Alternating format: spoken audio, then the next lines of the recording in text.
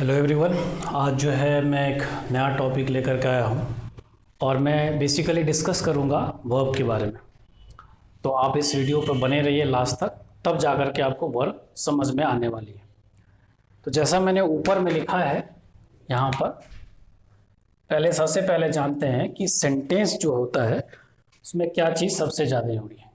यहाँ पर मैंने सेंटेंस लिखा है, तो एक में मैं देख रहा हूँ कि पहले सब्जेक्ट और वर्ब, दूसरा क्या है सब्जेक्ट वर्ब ऑब्जेक्ट, और तीसरा क्या है सब्जेक्ट वर्ब और कॉम्प्लीमेंट।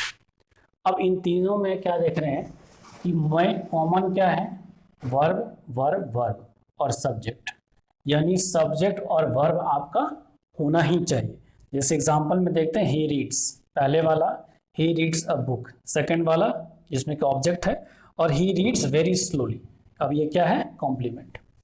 तो अब यहाँ पर भी देख लेते हैं you are a good boy and you are doing, यानी कि हेल्पिंग भी यहाँ पर देख रहे हैं और मेन भी यहाँ पर देख रहे हैं। यानी अल्टीमेटली हमको क्या समझ में आ रहा है कि दो चीजों का होना सबसे ज्यादा जरूरी है, किसका, सब्जेक्ट का और वर्ब का।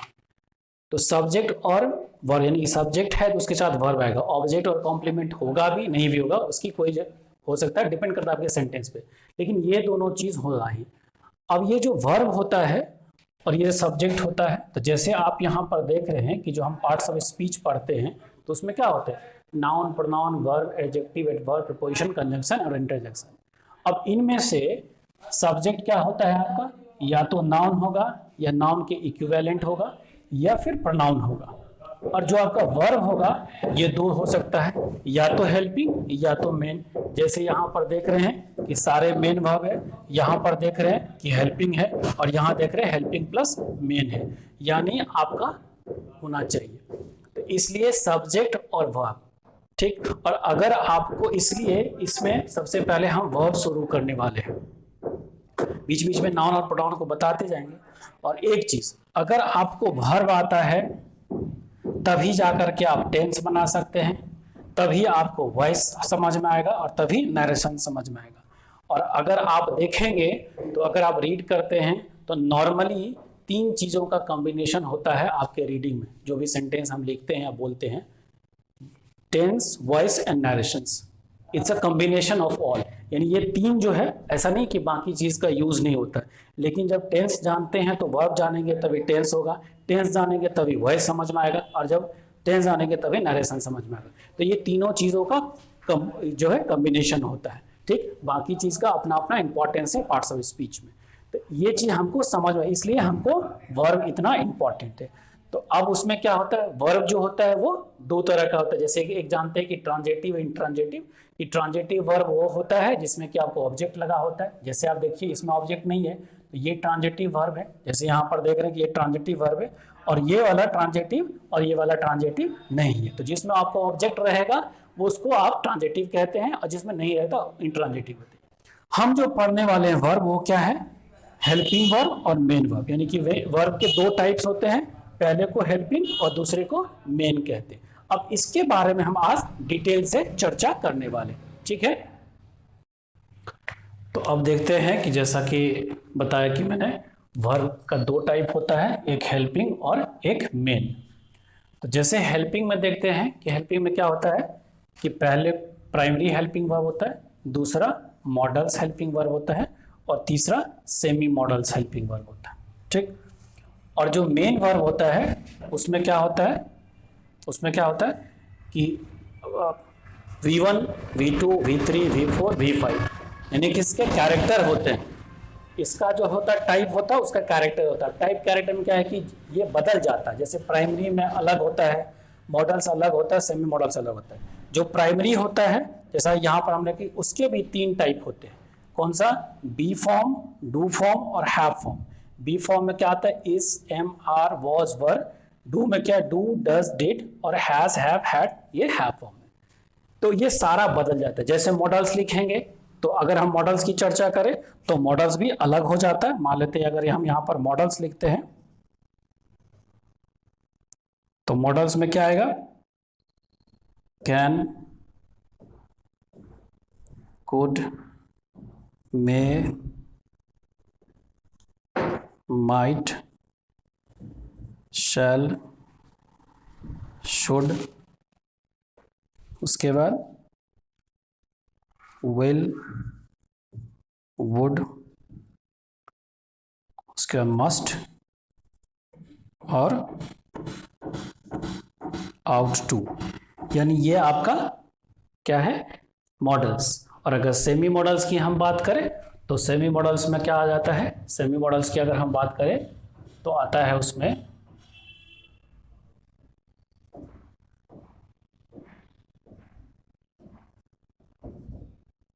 नीड, डेयर और यूज टू।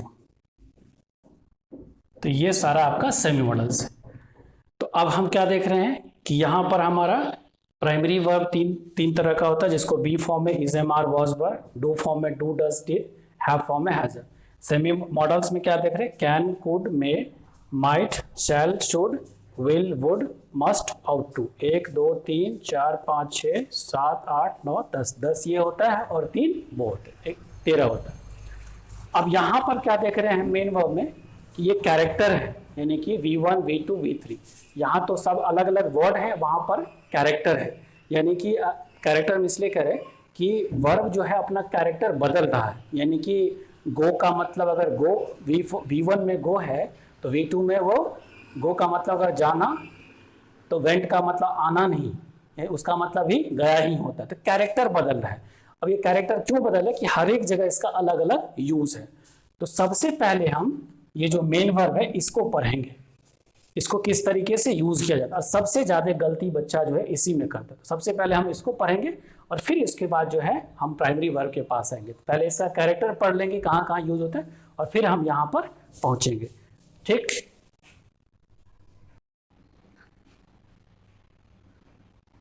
तो अब हम क्या देख रहे हैं कि मेन वर्ब, जैसे मैंने बताया V1 V2 V3 V4 V5। तो सबसे पहले हम क्या डिस्कस करने वाले हैं, यूजेस ऑफ V5। तो अब मैंने क्या लिखा है, it is use in present tense, यानी प्रेजेंट सिंपल जो होता है उस पर यहाँ इसको हम यूज करते हैं। और सबसे बड़ी बात ये याद रखना कि it is never preceded by any helping verb. कभी भी V5 के साथ कोई हेल्पिंग वर्ब का यूज नहीं किया जाता है। अगर आप करते हैं तो सरासर गलत करते हैं, याद रखिएगा, अक्सर बच्चा गलती करता है इसमें। It makes only positive sentence. और ये भी बात है कि जब V5 का यूज करते हैं सिर्फ पॉजिटिव, एफर्मेटिव या असर्टिव जो भी कहे आप, यही सेंटेंस बनता है, कभी भी इसके साथ नेगेटिव नहीं। और it is use with a singular noun, यानी इसका जो सब्जेक्ट होता है V5 का, वो आपका जो सब्जेक्ट होगा वो स्विंगलर होगा। तो जैसे देख रहे हैं यहाँ पर subject and pronoun like he, she, it. अब मैंने यहाँ पर प्रोनाउन भी स्विंगलर इसलिए नहीं डाला क्योंकि आई और यू जो होता है वो स्विंगलर होता है, लेकिन उसके साथ V5 नहीं आता है। आई गोज नहीं कहते हैं, आई गो ही कहते हैं, ठीक ना। और यू प्लूरल और सिंगुलर दोनों होता है तो उसमें हम यूज नहीं करते।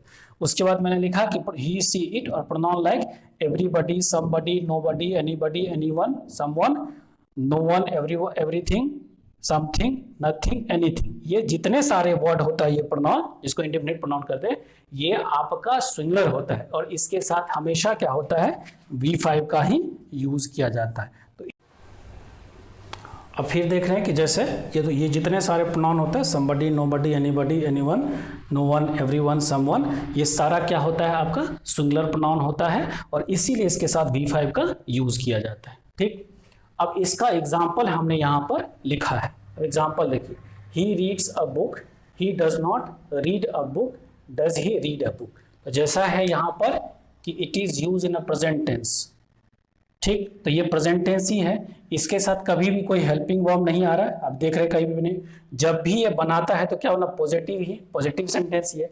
और अगर इसी का निगेटिव और इंट्रोगेटिव बनाते हैं तो देखिए क्या बन जाता है, ही डज नॉट रीड आता है ना कि रीड्स आता है। कभी भी ही डज नॉट रीड्स नहीं कहते हैं, ये एक तरह से हम लोग यही गलती कर देते हैं। और उसके बाद डज ही रीड्स नहीं कहते। तो अब क्या समझ में आया कि V5 के साथ कभी भी कोई हेल्पिंग वर्ब नहीं आता है, हमेशा आपको पॉजिटिव सेंटेंस बनाता है, कभी भी जो है ये आपको निगेटिव इंट्रोगेटिव नहीं बनता और हमेशा सिंगुलर वर्ब के साथ इसको यूज किया जाता है। तो जैसा ये V5 के साथ है वैसा आपको V2 के साथ भी होता है। जैसे अगर हम यहाँ पर इसको इरेज कर दें,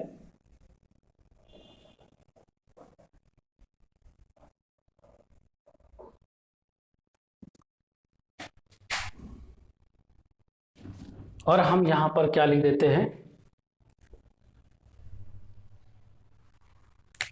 usage of V2।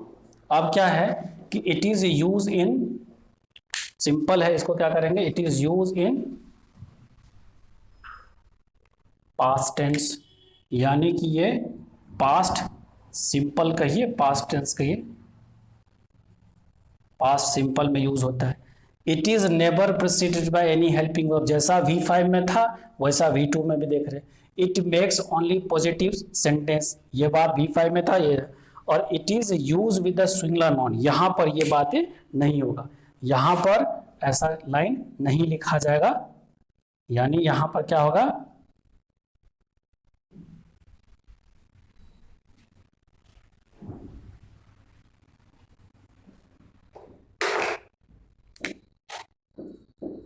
it is used with all subject numbers, यानी ये सिंगुलर प्लूरल दोनों के साथ आएगा। जैसा V5 में हमने सिंगुलर प्लूरल देखा था, यहां पर ऐसा सिंगुलर प्लूरल का चक्कर नहीं है, ठीक, यानी दोनों के साथ सिंगुलर प्लूरल। तो दोनों में फर्क क्या था कि ये पास्ट में, वो प्रेजेंट सिंपल में, इसके साथ भी वर्ब नहीं आता है, कोई भी हेल्पिंग वर्ब उसके साथ भी नहीं आता था, ये भी पॉजिटिव बनाता है वो भी, और इसमें क्या है कि ये सिंगुलर प्लूरल दोनों के साथ होता है V2 यूज, और वो सिर्फ सिंगुलर के साथ होता था, ठीक। अब क्या करते हैं, जैसे एग्जांपल में दिखा देते हैं कि दे वेंट टू स्कूल, और यहां पर लगा देते हैं ही वेंट टू स्कूल, यानी ही के साथ भी, दे के साथ भी, ठीक ना। अगर हम लिखते हैं बॉयज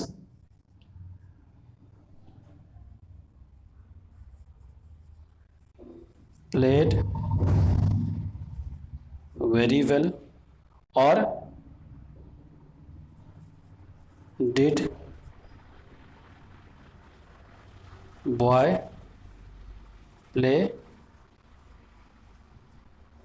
वेल, तो अब जैसा मैंने कहा था कि इसका भी जब पॉजिटिव बनाते हैं, पॉजिटिव में ही यूज होता है, नेगेटिव बनाते हैं या इंट्रोगेटिव बनाते हैं तो क्या बन जाता है, प्ले आता है, प्लेड V2 नहीं होता, क्योंकि हमेशा ये पॉजिटिव ही बनाता है और इसीलिए इसके साथ कभी भी कोई हेल्पिंग वर्ब नहीं आता।